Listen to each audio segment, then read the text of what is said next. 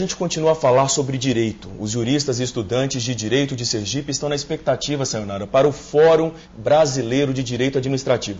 Esse fórum ele vai traçar um panorama crítico das decisões tomadas pelos tribunais de contas, os aspectos que estão presentes nas contratações feitas pela administração pública e as nuances do regime jurídico administrativo, entre outras temáticas. O fórum acontece hoje e amanhã aqui em Aracaju. Pois é, e durante o evento haverá palestras com estudiosos do direito público brasileiro, como Celso Antônio Bandeira de Melo, o Pedro Lenza, Maria Silvia Zanella de Pietro e Fred Didier, entre outros. Será uma boa oportunidade para debates e troca de conhecimento entre estudantes, professores e advogados sergipanos e de outros estados do país.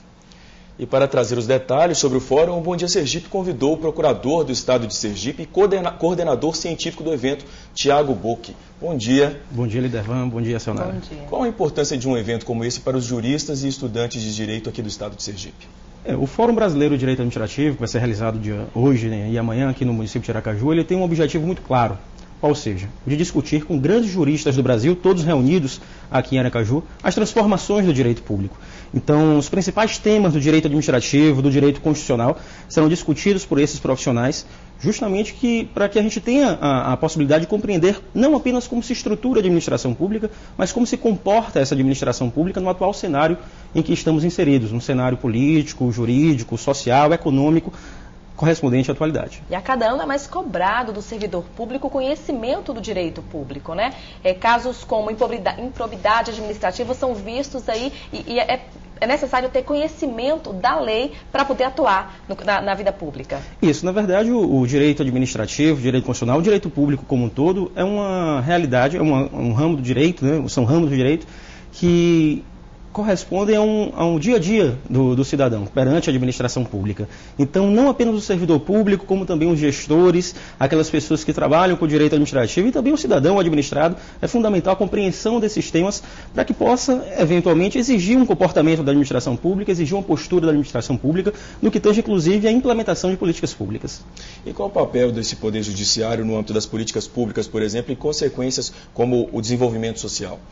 Existe uma evolução do modelo social, né? A partir do momento que haja essa evolução, naturalmente eu preciso de um modelo jurídico que ofereça respaldo a esse modelo social. Anteriormente nós tínhamos uma figura de administração pública, hoje considerada ultrapassada, pautada no controle do administrado.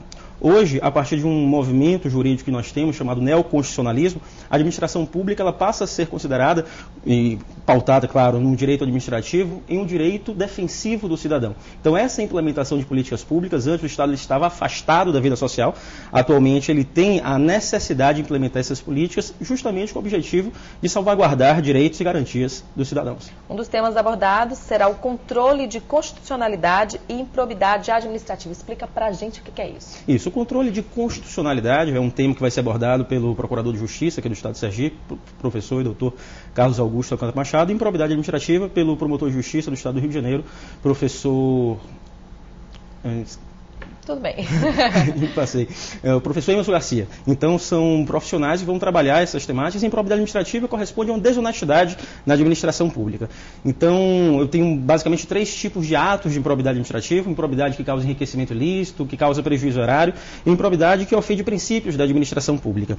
Então, saber exatamente o que significa uma ação o que significa um ato de improbidade administrativa, como eventualmente promover uma ação civil pública por ato de improbidade administrativa em face daquele agente ímprobo, então até mesmo em face de um particular que tenha concorrido com o agente público para a prática do ato. São essas discussões que a gente vai traçar no âmbito da jurisprudência do STF e do STJ. Uma dúvida comum com relação à lei da improbidade administrativa é, por exemplo, se essa lei ela pode ser aplicada ao agente público, por exemplo, caso não haja dano ao patrimônio ou só no caso de dano ao patrimônio público? Isso, a pergunta é muito interessante, Lidervan, porque eu tenho, como eu falei anteriormente, 3 tipos de atos de improbidade administrativa previstos, respectivamente, nos artigos 9º, 10 e 11 da Lei 8.429, de 1992. Então, em primeiro lugar, não apenas o agente público, mas também os particulares, de acordo com o artigo 2º da Lei 8.429, podem praticar atos de improbidade administrativa. E não constitui requisito essencial, elemento essencial para a configuração dessa prática de ato de improbidade administrativa que haja dano ao erário. Mesmo que não haja dano ao erário, mas que haja uma simples ofensa os princípios da administração pública ou que o agente público ele se enriquece ilicitamente, eu tenho a configuração de um ato de improbidade. Uma das discussões muito palpitantes na atualidade corresponde à aplicabilidade ou não da lei de improbidade administrativa aos agentes políticos. Nós temos uma reclamação constitucional, que é a 2138, julgada anteriormente pelo Supremo Tribunal Federal, que afastou alguns agentes políticos desse artigo 2º da lei de improbidade. Então, a gente vai rediscutir esses temas, afinal de contas, a gente precisa apresentar um direito administrativo contemporâneo, justamente para que a gente ofereça essa defesa ao cidadão.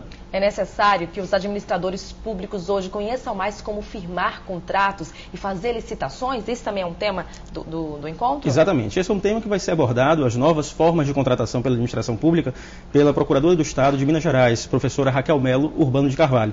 Então, a professora Raquel vai estabelecer os parâmetros para essa contratação.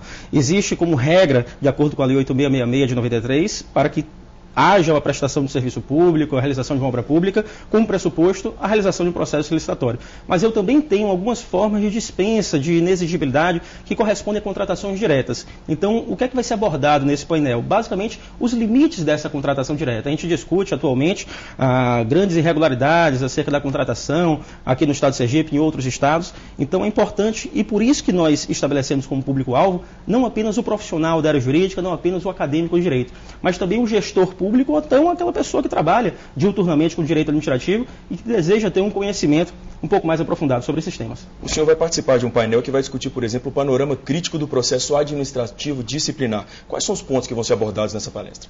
A administração pública anteriormente ela tinha como pressuposto a verdade sabida para a aplicação de uma penalidade administrativa ao servidor público. Então, o servidor público praticava a falta institucional, independente de contraditório e de ampla defesa, aplicava-se a sanção correspondente pelo superior hierárquico. E isso foi modificado.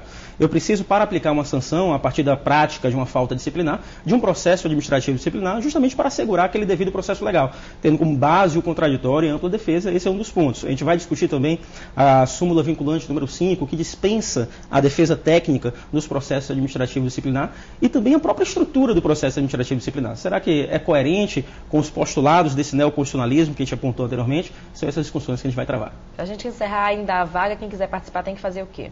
Então, existe a possibilidade ainda de inscrições. A gente acredita que houve uma grande recepção do Fórum Brasileiro de Direito Administrativo, não só aqui no estado de Sergipe, como em outros estados. Nós temos um público-alvo de 12 estados da federação, e um público-alvo que já passa de 1.200 inscritos, mas a gente ainda tem algumas vagas, então os interessados podem comparecer até ao Teatro Tobias Barreto, preferencialmente logo no início, no momento do credenciamento, das 8 às 8h30, justamente para que possa participar desse evento. Muito obrigada. Bom dia para o senhor. Bom dia, Sayonara. Bom dia, Lidervante.